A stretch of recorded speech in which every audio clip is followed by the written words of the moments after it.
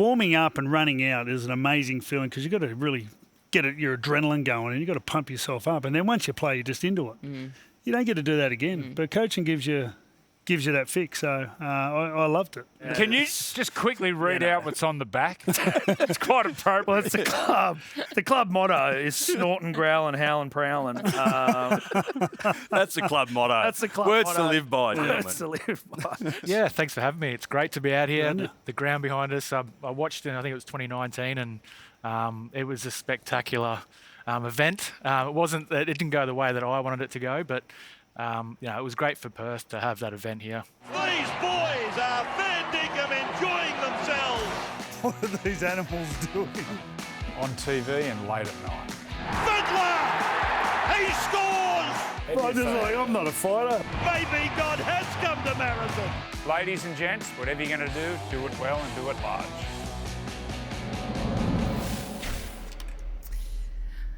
Well, hello and welcome to a very special Origin episode of Freddy and the 8th, proudly brought to you by Sportsbet. How fantastic is this? We're coming to you from Optus Stadium in Perth as we count down to Game 2 of State of Origin.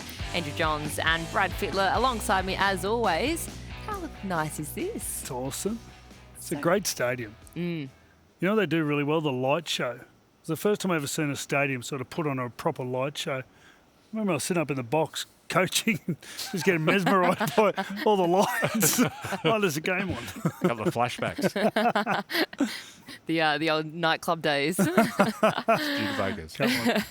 All right, well, we have such a big show coming your way. We're going to be talking all things State of Origin with the countdown, less than 24 hours to go.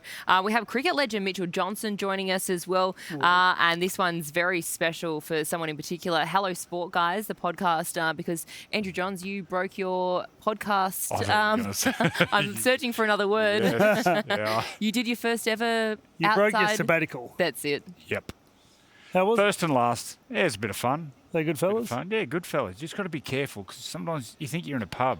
Yeah. And I was starting to go down a story where probably shouldn't have talked about where it could go, and then all of a sudden, Did you pull back? I'm getting a phone call off Buzz. Oh, mate, you said on Hello Boy that you were doing this. So sometimes you just got to go, mate, pull your head in, which is rare. So you were more of an MA rather than an R-rated. No, it was R-rated. Oh, R-rated. It Okay. could go a whole lot worse, as you know.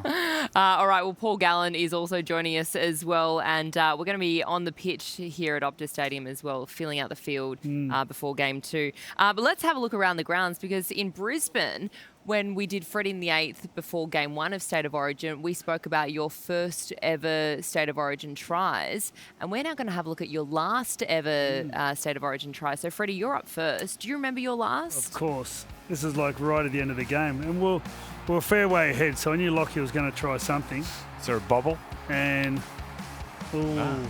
and the thing I remember most is turning around. You remember I was 32 when I retired, so I was 32. It was a really young team. It was a great team. And turned around and Matt Cooper, Bedsy, Gaznia, Willie, Rooney, Luke Lewis.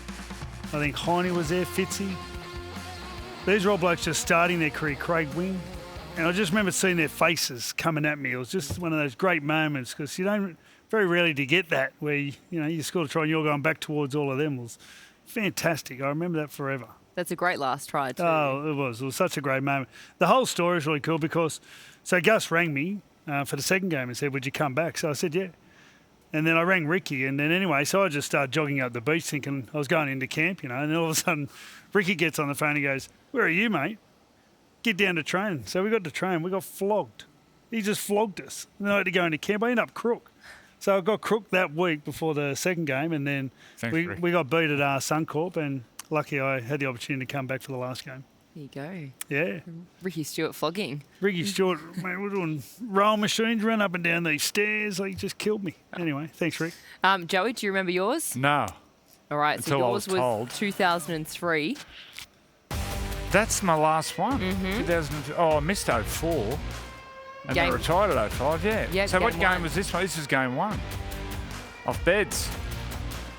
That was a big win, that one. That's the opening of the stadium. I think we played there 2 weeks before with Newcastle. Yeah. We smoked the Broncos, and then opening Origin that night we put a score on Queensland. a good team, that one. Good memories. Geez, you and Bedsy scored some tries together, didn't you? You know, when you play so much, you sort of just... He'd look, and then... and I'd look, and if I wanted, he didn't get it, he was told. But also too, I feel like when you know each other's body languages, you know exactly you can read them so combinations well. are so important, especially at rep level when you don't get much time. All the calls are different, so you go back to your habits, and then you can read each other. It's so important. All right, well, Origin Game 2, of course, 24 hours away now. Wow. We love this time of year. We love, the countdown to Game 2, especially one that has been so exciting so far. What have you made of the build-up to this one? We spoke a lot about the build-up to Game 1 and how it wasn't necessarily... There wasn't a lot to discuss. Do you feel like there has been a bit more of a build-up in Game 2? Well, Billy had to make some decisions, without a doubt. So that's going to be interesting. It's going to be interesting if he goes through with starting with that team 1 to 13, I think more so. Obviously, Mitchell Moses being injured. And it just seems so easy for New South Wales with Jerome going in. That was so fluid. Those blokes have played together forever. They've got the greatest winning record of any halves combination of all time. Like, it's just amazing. So, Brian Toto, he's trained the last couple of days. So, New South Wales are in a great position. Loz's done a great job. I just feel like it's... Well, I can't see them getting beat, really. Normally, it's talking about New South Wales changing positions and changing selections and whether they're going to juggle their starting team. You haven't heard anything out of New South Wales. Nothing. And I'll echo what Freddy said. This is a really special team New South Wales have got at the moment. Really special. Well, because we have spoken a fair bit about whether Billy will make those changes. If you looking at his team that he has at the moment, that he's named as is, of course he changes it. He has the ability to change it before kickoff. What changes would you make to that team? I'd probably start Carrigan. Yeah. I'd be starting Carrigan. And that's about it. I want to talk about Kurt Mance starting at dummy half and Harry coming off the bench. I wouldn't be doing that. What about Ruben Cotter and Nanai? I thought Nanai was their best player. He was their best, yeah. I thought he was fantastic. I'd be sort of thinking Ruben Cotter, whether you give Ruben Cotter a little bit of time at the start and then bring him back through the middle. But I thought Nanai was their most dangerous. He was their best player. And when I watch him week in, week out these days, he's a real weapon. So, I'd have him on as long as possible. He needs to take that next step of being an 80-minute dynamic representative player, and I think he's capable. You can see those shots of Bill there. This would have played on his mind. I know, and that's the thing. We work with him, and obviously it's a difficult time of year because you're such passionate New South Welshmen. But how much pressure do you think that he would be feeling right now? I can remember your last year. We'd be doing the Sunday Footy Show, and we'd be talking, and you'd just be staring into space. And I just felt like... Would you be thinking what would you be thinking? You're non-stop. You're non-stop thinking, and you can see him there, just the reaction. He's, he most likely had an idea of how the game would have unfolded and would have been disappointed definitely with the start. That would have disappointed him because I don't think they really competed early. We just sort of... Well, the opening set, we went 60 metres off the kickoff. And then they gave a couple of penalties and, that wasn't very Queensland-like. Normally they get that part right, so he would have been very disappointed with that. And it never really got better for him, I didn't think. Well done to Ben Eichen today, the boss of Queensland Rugby League. He said, well, it doesn't matter whatever happens, Billy Slater will be the coach next year. So at least they've supported him there, but I feel for Bill. He'd be under all sorts of pressure. But some of those errors, they were cheap errors, just poor discipline. And look, Origin gone past, you can grab him around the head and you can punch him. But these days, we all know it's changed. You just can't do it. Can't do it. Hey, how would you go on those Sunday Footy shows when Freddy was the coach and Billy was the coach and we'd both be sitting there? Oh. I used to dread it. I'll tell you what, it was very interesting. Like it's a lot to take in, especially when me and Billy are there and we're competing and then we're going off to the team. It's a lot to take in because you're thinking about body language, you're thinking about sometimes you go your mind's just racing too much. Oh, it sounds like a nightmare. But it's just good. the head noise. It's a good nightmare. You don't get that if you don't have a go. You were saying it's more rewarding winning as a coach than as a player. Well, when we won the game at the end, I don't think I've ever felt when like Teddy that. scored that. When try. Teddy scored, I don't think I've ever felt like that. That was amazing. Even winning comps. Well, it was mostly because it's later as well. Yeah. You mostly don't expect to get sort of, rewards like that. Like that was an amazing experience. I just ran on just bolted. I remember seeing the officials on the sideline. Yeah, they're going, get back, get back. But yeah, it was, that was. And the other thing that was so special about it was Mitchell Pearce. Yeah. I know Mitchell really well, and he's been battered pillar to post during Origin, playing through all those good teams, and got the blame a lot of the time for him to get to play. I really enjoyed that. What do you think it is? Is it when you are sort of a bit older in your age, things are a bit more special for you, and you've also taken on a lot of these players as well, so you've invested in them, whereas when you're young and things are just sort of coming off and you're winning premierships and... Yeah, when you play, you think it's never going to end. No, you don't, do you? No, not at all. And then it does. It's like you never get another warm-up. Warming up and running out is an amazing feeling because you've got to really get your adrenaline going and you've got to pump yourself up. And then once you play, you're just into it. You don't get to do that again. But coaching gives you that fix. So I loved it. And you, both of you as well, you're very fortunate. Not a lot of people in life can experience those emotions and just the ultimate highs of highs and in sport as well. So commentating's good though. I love being in the middle of a stadium. We'll be in the middle of a stadium, 60,000 people. That's a good rush. If you can't feel that as a commentator even, you're in the wrong job. Yeah. Well, you'll be on field a little later on in the show as well. We're only just getting warmed up here on Freddy the 8th. Stick around because we've got two very special guests who will be joining us after the break. Yes, the Hello Sport duo, the ones who got Andrew Johns on the first ever podcast.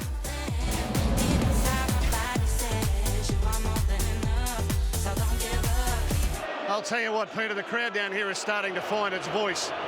5 young players make their debut for New South Wales tonight. And in the lead up to the game, they've received a lot of encouragement, a lot of support. The team has tried to shield them away from the media and the hype. But when they run out here tonight, there's no shielding anyone. There's nowhere to hide in Origin. It's a man's game. They've been picked to do a man's job, and they've got to stand up. I think they're up to the challenge. We know that this game will be decided at the back end. We know that Queensland will be there. It's whether or not the young New South Wales players will believe in themselves at that stage of the game. I got no doubt this will go down to the wire. This is the greatest challenge any footballer can face, particularly here in Brisbane at Suncorp Stadium. And I know what you're saying. When you get out there, it's just another game of football. It's just another ground. Well, let me tell you, it's not. And I'll give you the perfect demonstration. Come and meet my friends, the Queenslanders, over here. Have a look at this. Have a look at this. Have a look at that. Queensland, beautiful one day, State of Origin the next.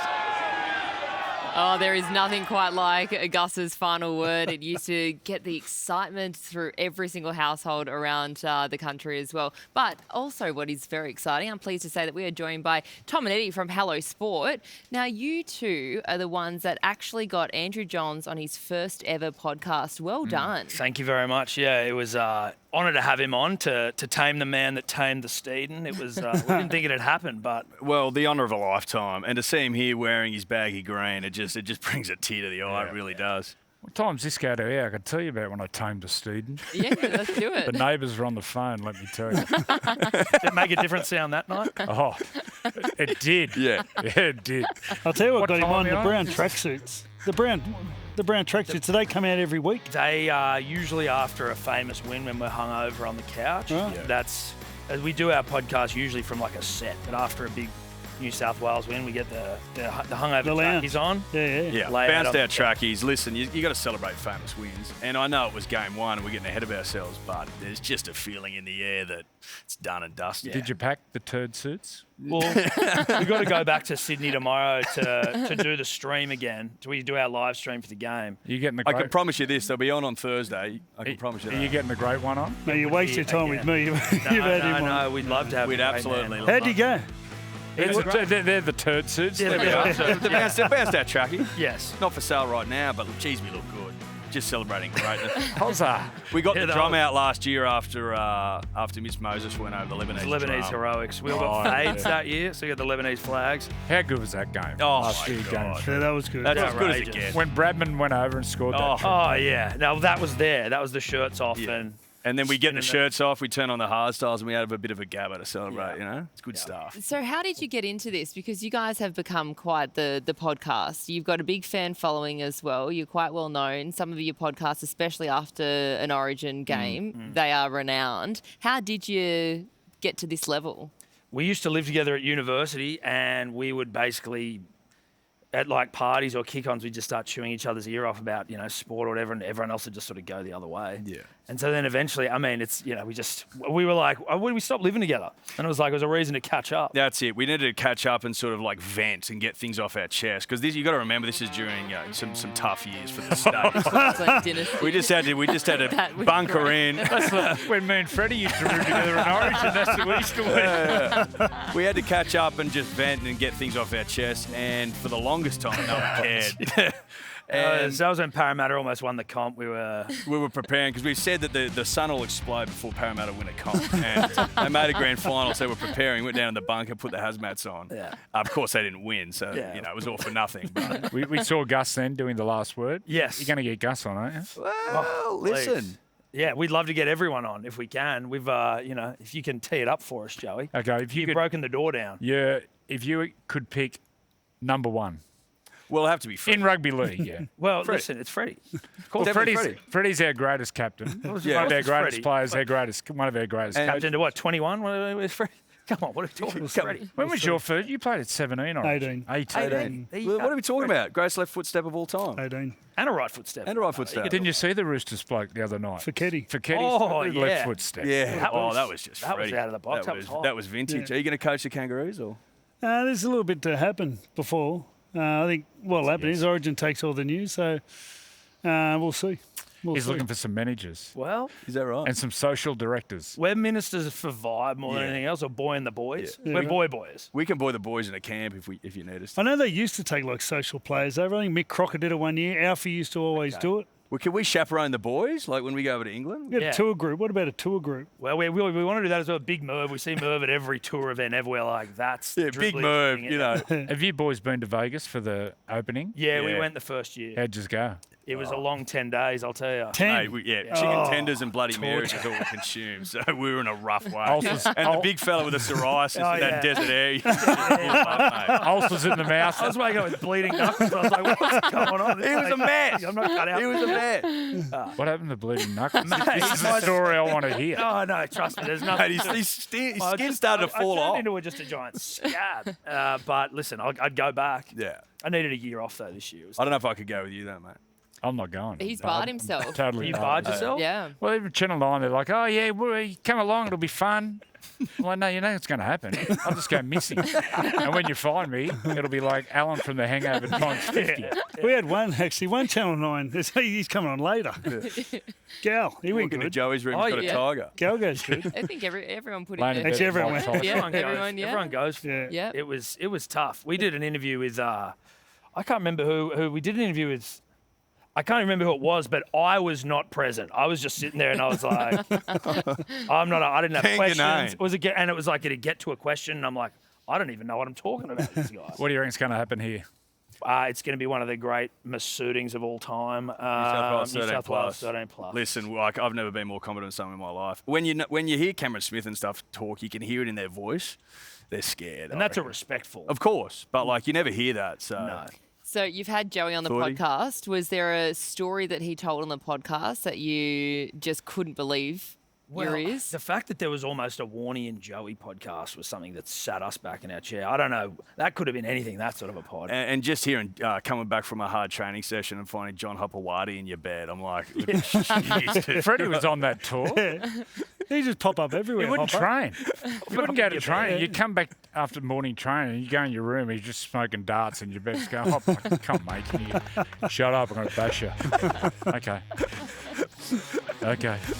But yeah, no, it was great. It was a good podcast. Yeah. Yep, I started listening to it today as well. Some great stories. And this merch, how do you get this merch? Well, it's sold out already this year, New South Wales 13 plus. But it will come back. That's for sure. It'll make a comeback. Yeah, they're good, really good. Yeah, they're great. Because you gave me the Newcastle 13 plus one. Yep. That hasn't happened for a while. Well, there's a Manly 13 plus one as well, I can tell you. We haven't worn that one. No. Well, good job, guys. Been loving the podcast and look forward to hearing the back end of it as well. So thanks for having us. Yeah, what's to go with the Baggy Green? So listen, Baggy Greens are given out to certain people for like exemplary service to dribble and yarn, which is basically what our universe is built on. So like, obviously you've got he ate the mortal here. He's earned one. But then also, some guy made us a Ned Kelly helmet. So, like... Can you just quickly read out what's on the back? It's quite appropriate. Well, it's the club. The club motto is snorting, growling, howling, prowling. That's the club motto. That's the club Words motto. to live by, gentlemen. Words to live by. Here. There you go. Done that, Joey. A bit more. All right, we'll stick around. We've got plenty more coming up on Freddy the 8th. Up next, Paul Gallen will join us live at the desk.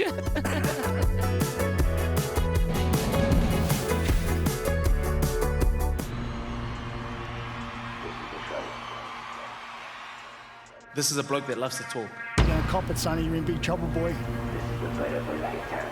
And talk like he's the toughest guy in the world. Luckily for me, I get to slap him and slap him the way his daddy should have slapped him when he left the Bulldogs the way he did.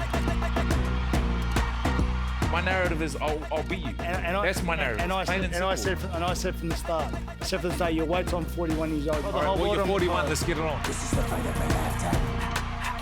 Everything is always about Sonny. Sonny gets what Sonny wants. Sonny can go and say whatever he wants to say. But what I'm saying is, man to man, let's go. You're going to cop it, Sonny. You're in big trouble, boy. There you go. There's certainly fighting words from our very own Paul Gallen, who joins us here on the desk. Gal, less than 30 days to go until the fight. How are you feeling? Less than 30, is Yeah. it? Wow, yeah, I knew it was, yeah, right. Huh? I've done my That's math. good. You've done your maths very well. No, I'm going okay. Look, it's, yeah, I'm going pretty good. Things are going okay. It hasn't been ideal, obviously. When you get a bit older, you sort of run into a few niggles along the way. But yeah, good. I have a good 4 or 5 days off now and start again next week, so I'm okay. Mate, big part of it, obviously prepare for what you're about to do, is sparring. Yeah. Do you get nervous before sparring? Yeah, definitely. Like, yeah, you know, the thing about me and sparring is a lot of times you can go to places and you spar and, you know, you just you're sparring, you're helping each other out. But the thing about me, when I go to other people's gyms, it's a fight. Because everyone wants to say, you know, they beat up Paul Gallen. The amount of times I got a phone call later in the day, hey, mate, are you all right? I'm like, yeah, well, what's up? I heard you got dropped, heard you got knocked out. I'm like, yeah, there's that many stories in sparring. But, look, it is nerve-wracking, but, you know, it's part of the job, part of what you got to do. So it's like footy, Freddy. You know, people watch you go in and fight. I think, how do you do that? Well, you've trained to do it. Same as footy. You train to do it. You just go out there and you execute what you've trained to do. And that's the mindset I have with boxing. Do you reckon you'll knock Sonny out? Look, I want to. I really want to hurt him, to be honest. I really want to knock him out. I don't like him at all. I can't say I hate him, because if I hated him, I'd say some things that I think would offend his family, but I wouldn't do that. But I don't like the bloke at all. There's nothing I like about him. I never have. What about when you played against each other? Did you ever rip into each other? No. Look, we only played against test matches. I don't think we've had any issues on the field. We've never really had any issues, to be honest with you, at all. Yeah, I've just when I started fighting, naturally the first thing come back. Well, the fight's only Bill, and I remember when my first fight, I said, "Hang on a second, I've had one fight. Give me a chance to see if I want to keep doing this." And then my first pro fight, after that they asked me again. I said, "Yeah." Then every year was sort of spoken about once a year, because I'd fight once or twice a year. And Sonny, I think, went off to Rugby Union for a couple of years, so nothing really happened. But then I think 2018, 19, 20 was sort of when I started to say, "Come on, we've got to do this." It's getting to the point now where I'm about to retire. You know, we've got to get it done, and you know, obviously never happened, but thankfully now it's going to happen. A lot of people ask me whether the biff between the two of you is legit. What was it like then when you had to work together? To be fair, we never worked together that much. I can remember 2 or 3 occasions. And look, we're both professional. We're both smart enough to know we can't carry on. There was one time there we carried on about it, I think in 2022. That was about the only time we've ever had any issue or spoken about it. So, yeah, look, we're professional. We just got in, done our job and went home. That was it. Do you get any inside info on how he's going? Like people that have been sparring him? Nah, no idea. No idea at all. Yeah, wouldn't have a clue. And I'm not really concerned about it, to be honest. Look, Sonny's long. He's big. He's going to try and use his jab. He's going to train with Jai Pataya. Jai Pataya is a terrific guy. I had a lot to do with him come through. Fought a number of my undercards. I know him pretty well. I know his dad pretty well. That's who he's training with. I can see Sonny going to try to fight like Jai Pataya. And what's that like? Oh, mate, please. Jai Pataya is the world's best cruiserweight. One of the best fighters in the world. Please try to fight like Jai Pataya, please. I will kill you. Seriously, how can he possibly train like Jai Pataya on 6 weeks training? No hope. But he's going to try. He's going to do his best to be like Jai.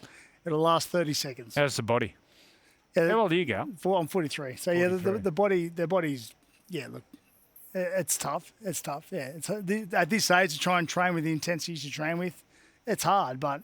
Yeah, look, at the end of the day, I've got 16 minutes of work. That's it. 16 minutes of work to Is this it? Yeah, 100%. Yeah, 100%. You know when you hit the wall, like in Origin, when you're absolutely knackered, you can't pick your legs up. Yeah.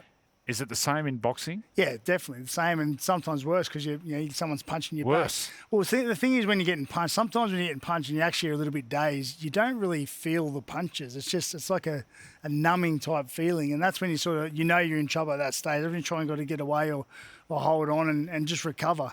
But at the end of the day, I know how hard I train. I know how fit I can get. If I'm hurting, I know he's almost dying. Sounds like an awesome sport. What's the difference between the nerves going into a fight and, say, the nerves for a big rugby league game? Yeah, look, I treat it exactly the same. I said to Freddy before, like it's what you're trained to do. So when you go to be a footy player, you prepare as best you can. You turn up on game day knowing that you've prepared well, and you go out there and just do what you've done during the week. And it's the same as boxing. Boxing, you train to fight. You get your sparring rounds in. You make sure you're well prepared. You make sure you're fit enough, and you go out there and you fight. It's just. But do you get more nervous for boxing? No, I don't think so. I think it's the same sort of nerves. I know. For me, the scariest time is, or the realest time is when you walk in the ring, the referee's spoken to you, and everyone gets out of the ring. And there's probably about a 10-second period there where the adrenaline dump you get from that moment is it's pretty full on. That's when it's like, right, it's on now. That's the time.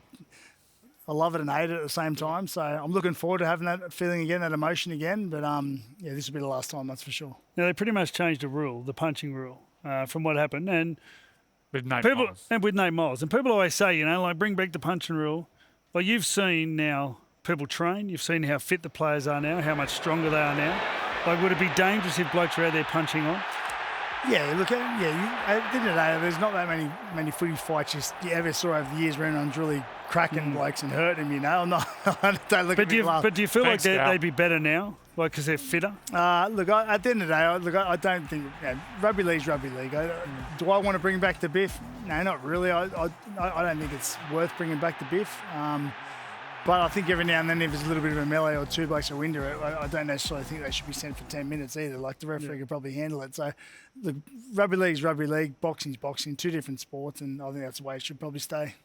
It's pretty remarkable what your body's been through. You think about when you first started playing footy. How old were you when you first started playing footy? I debuted at 19. So, and then you've gone all the way through. That's a lot that you've put a lot of stress that you've put your body on. You look like Ben Ikin. Yeah, I've put myself through a bit. Remarkable that you. What school's that, Gal? Parramatta Morris, that one. That was, we had a really good school side that year. Unfortunately, didn't win the Commonwealth Bank Cup that year, but we had a pretty good side. A number of guys from that side went on to play first grade. And when was Nathan Kalis? Was he Nathan Kalis was a year older than me, so he wasn't in that side. He had already finished the year before. Nathan was earlier. Jason was a year older than me. Yep. Yeah. So, but when I first went to that school, I think it was '95. That was when Nathan won the Aussie Home Loans Cup, as it was back then. Right. So. Did you love footy as soon as you got your first I loved footy from the taste time of I it? was 5 years old. Yeah. Why Cronulla? Like, what'd you leave Parramatta for? Well, Parramatta basically didn't want me. I was very lucky I got on with Noel Cleal. Noel crushed Cleal very well. And in year 12 at school, Parramatta wouldn't let us play for them on the weekends and the school during the week. They just said, you're going to burn out, you can't do it anymore. So at the end of that year, I spoke to Crush. I said, Crush, what do you reckon I should do? And he goes, mate, you know what? If I were you, I'd leave Parramatta because we've got a real good, like Nathan Highmarsh, Ian Highmarsh, Michael Vella, Daniel Wag, and all them sort of guys. They're probably 3, 4, 5 years older than me, and they'd all just signed at Parramatta.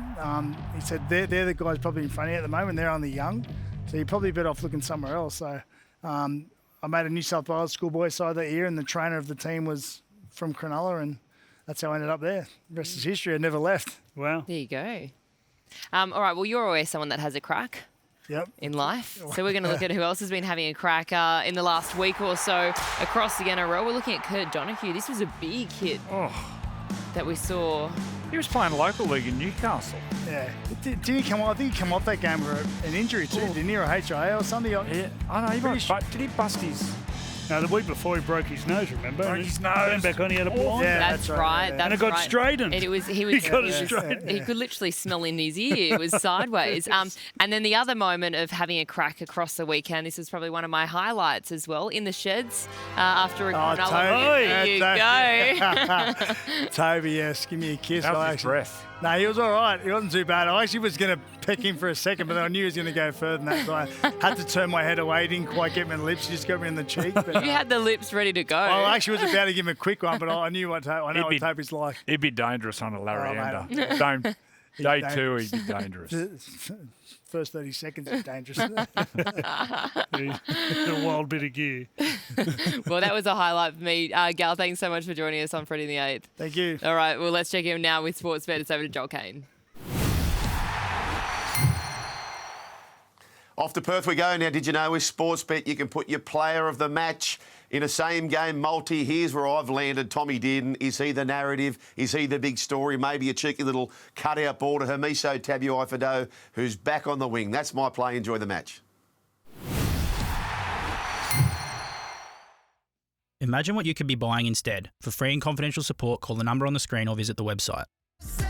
Well, not long now until Optus Stadium is taken over by New South Wales and Queensland fans. Just 24 hours to go until it is absolutely roaring inside. At the moment, it is peaceful as anything. It is very special to be here, and it is also very special to have Mitch Johnson on the panel with us. Good to see you, Mitch. Yeah, thanks for having me. It's great to be out here. The ground behind us, I watched it, I think it was 2019, and it was a spectacular event. It didn't go the way that I wanted it to go, but it was great for Perth to have that event here. Because you're a Queenslander. Yeah. Everyone thinks you're from WA. They've claimed me. In my first test match here, after moving from Queensland to here, I copped an absolute mouthful from the fans on the boundary when I was bowling at the Wacker, and I got a couple of wickets, and then they were all like, "Oh, we'll take you, mate. You're a sand groper." So, look, they really do get behind their teams, and I've had some great experiences here, but I think I've still got that Queensland blood in me. People talk about footy being dangerous. I look at cricket and facing you, and that seems dangerous to me. Like, how scary is it out there? Think about it not when you're bowling. We'll talk about that in a sec, but when you're batting and blokes are trying to get you back, well, that must happen. I used to like to try and take it on, to be honest.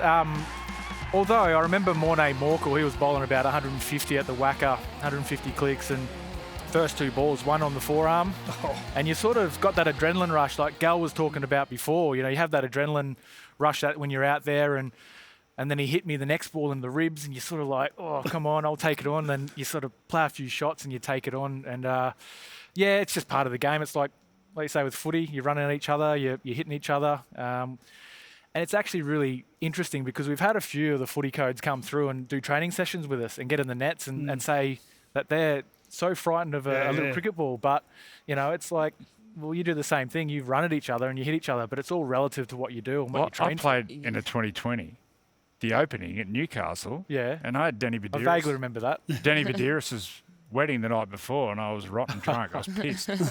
But then I went out to bat, and Sean Tate was bowling. Oh, no. And Simon Cottage says, don't turn around. So, idiot, I look around. Man, it's like the Terminator. He just went whoosh. He's the fastest bowler nearly ever, isn't he? He's definitely, him, Shoaib and Brett Lee were up there. And I think what Tatey had was, he didn't know where the ball was going. He had no control. That's what they were saying. If he didn't know where it was going, how, as a batsman, are you going to know where the ball's going? You should have seen this thing. Well, he hides it, doesn't he? You can't really see. Yeah, it's like a javelin thrower. Yeah. He loads up, and he actually bowled a ball, I think it was in a Shield game at Adelaide Oval. He bowled this ball, and it went behind the short leg fielder. It was like well off the pitch. Yeah, it was pretty crazy. So, look, he was real scary to face. I remember net sessions going to South Africa because you've got the Joburg, you've got the altitude. So it comes off, it goes quicker and through the air. And we used to have net sessions where we were going for a position and we're going at the batsman as hard as we can because we want that final position. So, the batsman didn't like that too much. I think I remember that series with Mornay Morkel because I think one of the Aussies was cut. It might have been you, but they were bruised underneath. You could see the next day or something they had markings from where the ball had hit them on their body. But I want to ask you about the Perth Bears. Obviously, you live here in Western Australia. What's the appetite like for rugby league? Oh, look, I think it definitely has a place here. I know they tried it years ago, but I've been doing a few articles myself on this because we do have a lot of New South Wales and Queenslanders and New Zealanders here as well. So they love their footy. They want to see it. And the time that I did come here in 2019 to watch, and everyone turned up. Everyone wants to see it.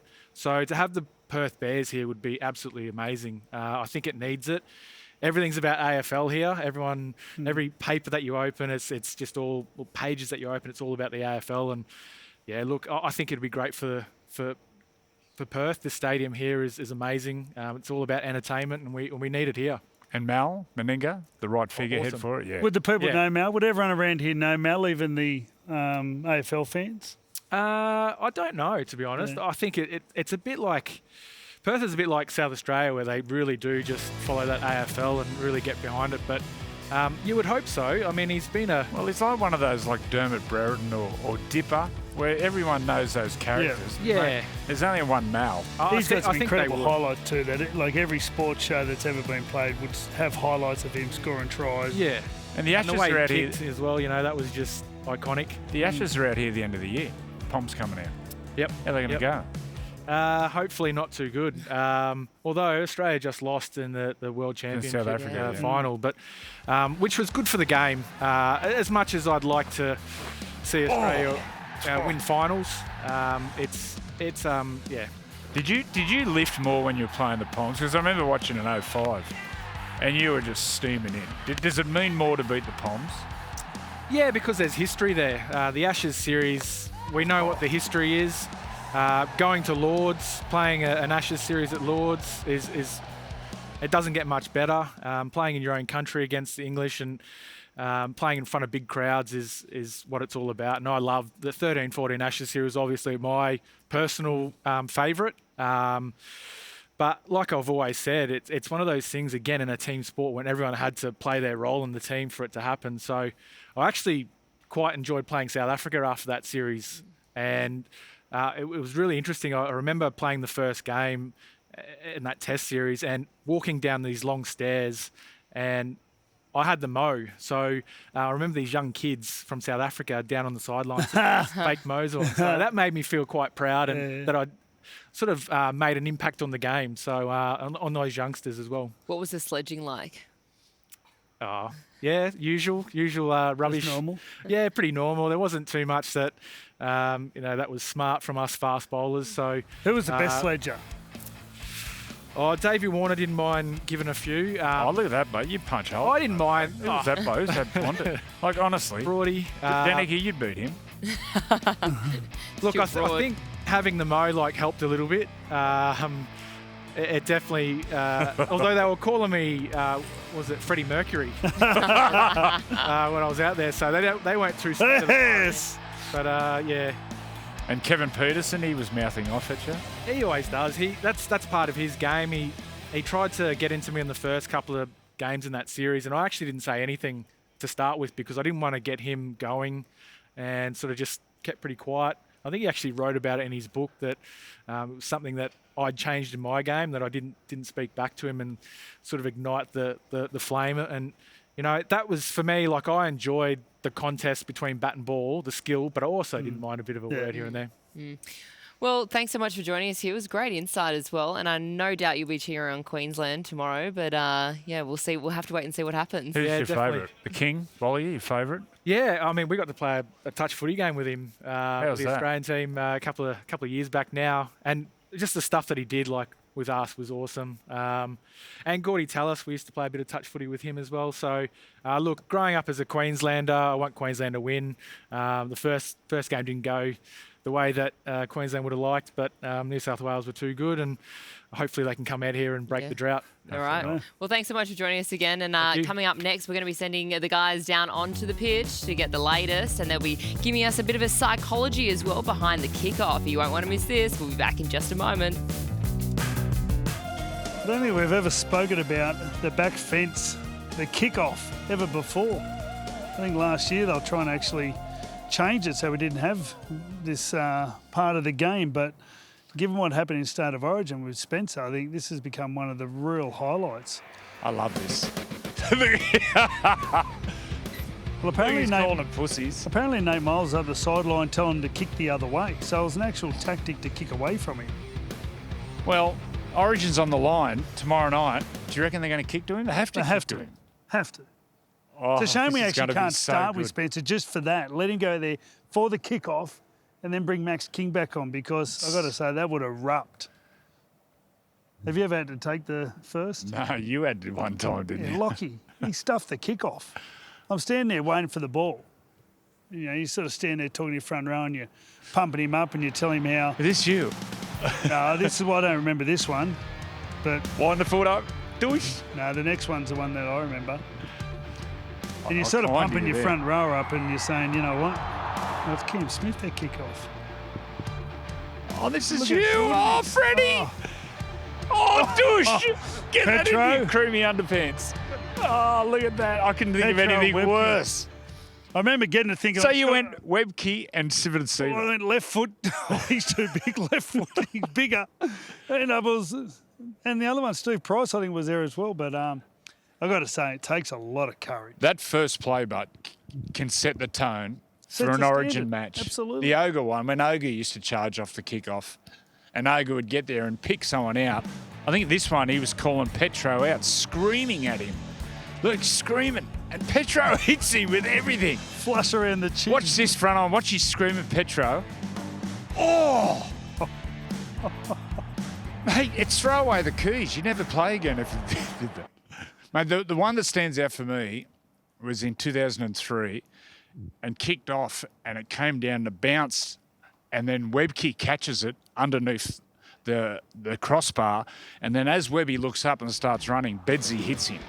Have a look at this. You talk about setting the tone not only for this match, but for the whole series. So the ball bounces, Shane Webke gets it, looks up, look at Bedsy, and then Rico, and then Timo. Look at that. Look at, he's done a good job. That Shane set the Webke tone for the whole series. Look at Beds.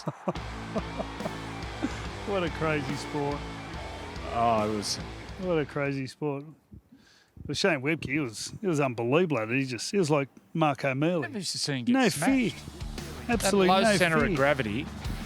Is this the one where he hits Chief? Chief's. Oh! Yeah, he was a brute. He was an absolute brute. He had a good Shane physique Webke. for it too, built low to the ground. Look at this for technique. Down, smash up through the ball. Well, the courage it takes, look at him, he accelerates as Chief was getting closer to him. So I can't wait for tomorrow night. What about catching it? Because I'd always kick goals, so I'm up there. What about when they're catching it? Do you get nerves when the ball's in the air? No, only when they duff it. And I always saw you just got to get under it. So I was always sort of getting closer, and then sort of go back with the ball. You know, very few front rows want to catch the ball, but I always felt like it was better me catching than someone else. And when you're there catching, you'd be G'ing up the front rower, wouldn't you, to wind up? Well, Adrian Morley at the Roosters, I just go and stay at Moz and go, mate, you set the standard. Everything's on you. The eyes would be rolling. Just be going crazy. He would just sprint straight at him as fast as he could. It just doesn't get any better, State of Origin. It just, and the kickoff, I know they're worried about the knockouts and people getting knocked out, but this is the part of the game. And tomorrow at school, all the kids are going to be talking about Spencer. Do you reckon they'll kick off to Spencer? And Spencer, they'll have to. His eyes will be absolutely rolling. Mate, Queenslanders were saying they should have kicked off to him, so they'll just have to. Do you think he's a chance of starting? No. No? No, he won't change much laws. I think Max King did a good enough job to show that he'd handle the start. Payne obviously will start. He's Spencer. He would be... The big blokes, the real big blokes aren't that hard to tackle, especially the tall blokes. But it's the short, chunky blokes, and he's so explosive. He would be an absolute nightmare to tackle. It's like granite. Low centre of gravity. Dang. And just surges. His last couple of steps when he gets into contact, he drops his centre of gravity, then gets those bumper bars. Oh, do you imagine those elbows coming into your sternum? What a dud job being a front rower. What about the ground? Like, it's short, it's a fast track. We've had a little bit of rain today, so... Mate, I'll tell you what it is. All these AFL grounds, they're firm. They're hard underneath. Yeah, they're firm. So move the ball. It's one thing we used to say to our players in the games we played here, move the ball. Like, get it moving fast. Because I think it's actually hard to take off because it's quite slippery and muddy. But once you're moving across it, you can really get across the ground quick. You made a good point before talking about playing on a big oval. Sometimes you lose your bearings. I remember playing at the MCG. As a kicker, you lose your bearings. But they got the sponsorships going around. That makes it a whole lot easier. Well, it turns into a rectangle, so you know where your lines are. It's only on one side. So I'm sure, but this is where they put the benches, so they'll sit along there and that'll bring the oval into a rectangle. It's an amazing stadium, isn't it? It's one of those What an grounds where amazing every single chair has a good view. They've got some brilliant facilities from a point of view of sponsors. The media area is incredible. I think everyone that gets here will walk away remembering this game. If you win the toss, are you kicking I'm off? kicking or off. You're kicking, Kicking off. all the time? Kick off. Come on. Heads or tails, Isaiah? You're kicking off. I'd love to have a chat to Spencer tomorrow. What would you say to Spencer if you? I'd just like to know what's going through his head. You know, what do you think? And what do you reckon they're going to kick you? What's going through your own That mind? when he's swearing and saying, you pussies, and he's walking across and agitating. Oh, that is so brilliant. Just another folklore in Origin history. I can't wait. Back to you, Danica. Thank you, Freddie. What a great trip down memory lane as well. And I think it's fair to say that all eyes will be on the kickoff tomorrow. We'll all be anticipating exactly who it goes to and what will happen as a result of that as well. Stick around. We're going to be back to wrap it all up on the other side of the break. And don't forget as well, Under-19 State of Origin comes straight after Origin the following night, Thursday from 5:30 p.m. right here on your screens of Wide World of Sports. And we cannot wait for that. So stick around. We'll be back on the other side of the break.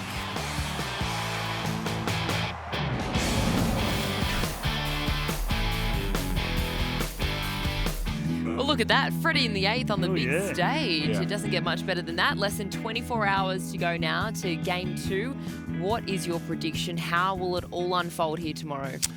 New South Wales team, I've said before, it's so special. I think they get the start right.